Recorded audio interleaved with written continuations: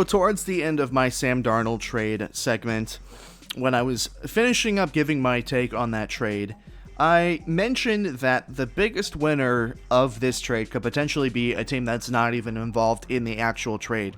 And I was referring to teams like the Denver Broncos sitting at number 9, and I named them specifically because they're in the best position out of all of them. See, there's been a bit of a upheaval when it comes to the conception of who's going to be drafted in that top 5 quarterback circle in the top 10 picks in the NFL draft. There's Lawrence, Wilson, Fields, Lance, Mac Jones, and then things kind of calm down from there. There's other quarterbacks like Kyle Trask, Kellen Mond, going to be available in later rounds that teams will probably take a chance on. I imagine that those two will definitely be drafted at some point. But the top 5 quarterbacks are all, highly sought after. And it's a little interesting because now that Carolina has traded for Sam Darnold, they've bowed out of the quarterback conversation. Atlanta is trying to trade out of number 4, or they are more than likely going to draft Pitts. That's been the new news that's been coming out of Atlanta recently. So now there's the potential for a franchise quarterback to fall to teams like Denver, New England, Washington, past the top 10 picks in the NFL draft. And obviously the Broncos are sitting at number 9. The Lions don't need a quarterback. The Eagles shouldn't take a quarterback. Miami is committed to Tua, and Atlanta does not appear to be interested in a quarterback, even though I think that they are being really quiet about it, and if they really wanted to, they could probably steal a franchise quarterback and start that rebuild early, but who knows? So if you're a team like Denver, and this is the big $1 million question, if you're a team like Denver, if a franchise quarterback that you like enough, if the runt of the litter of whoever falls out of that top 5 quarterback conversation, whether that be Fields, whether that be Lance, whether that be Mac Jones, whoever falls out, if he falls to you at number 9, do you take him? And George Patton, who is the general manager for the Denver Broncos, he's been looking to upgrade his quarterback play. He's been in on the Stafford talks. He's been in on Watson.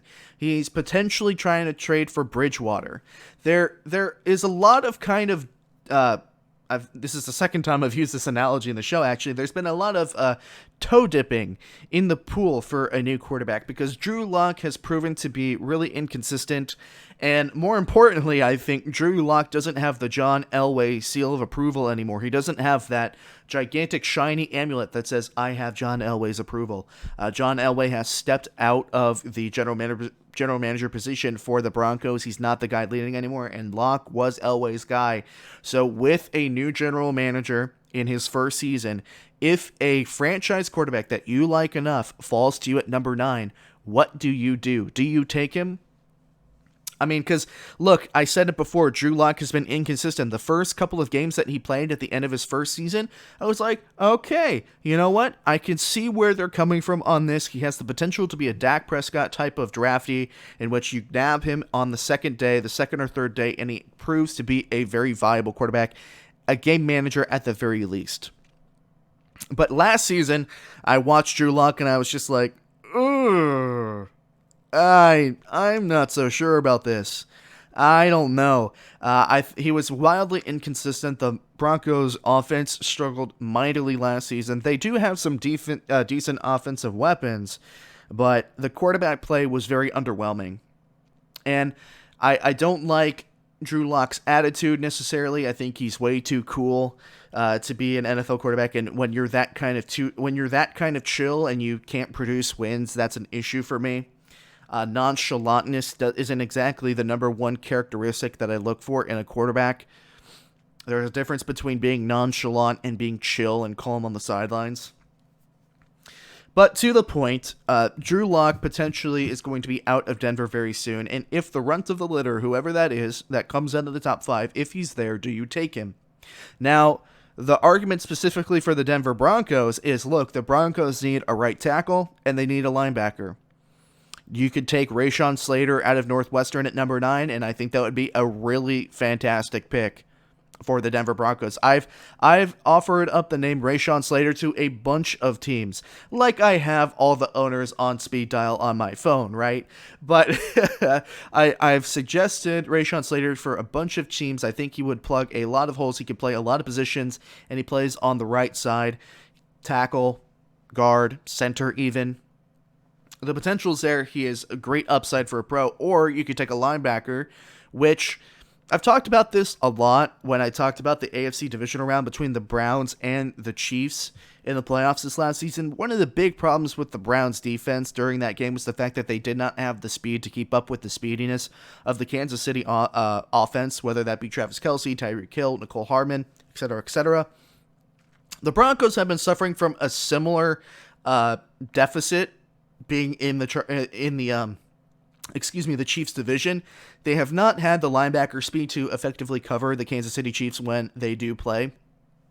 So you can get somebody like Micah Parsons. You can get somebody like Jermaine Kubusu-Amora, I believe his name is, out of Notre Dame. I always butcher his name, and I feel so bad about it. But you do have the potential to get a really big plug in a big hole that you have on both offense and defense, depending on which side you go on if you're George Patton. But quarterback is the most important position on the football field, and if you find a guy that drops to you at number 9, whether that be Lance, Fields, or Jones, do you pull the plug and take him? I don't think I would. As much as I dislike Drew Lock, I think that you probably can go another year with him and try and plug more of those holes that, the Broncos have. And look, it's not like the Broncos have a bad team. They had a really good free agency period too. They do have a solid team. So the quarterback would be the next step forward after this draft, I believe. But I think if you plug up one of those two holes that you have, it's a step forward. You give Drew Lock another chance, even though he doesn't necessarily deserve one. I think at this point, I've seen enough to say, I don't think so. But, hey, that's just me. I'm interested to hear what you think. Would you take a quarterback at number 9 if you're the Broncos if one falls into your lap, or would you let him pass for a positional player? I think I would vouch for a positional player. Let me know what you guys think. Hey folks, thank you so much for listening to this segment from the Hard-Headed Sports Podcast. If you enjoyed this segment, make sure that you drop a like on the video and a comment. It helps me out a bunch. And if you're interested in watching more segments like this from the show after the show has been completed, you should definitely subscribe to the YouTube channel. And if you're interested in listening to the entire show in its full-length entirety, you should listen to the show on Spotify, Apple Podcasts, Google Podcasts, and Anchor. Once again, thank you so much for watching the video. My name is Nick Ryan, and I will see you all again very soon.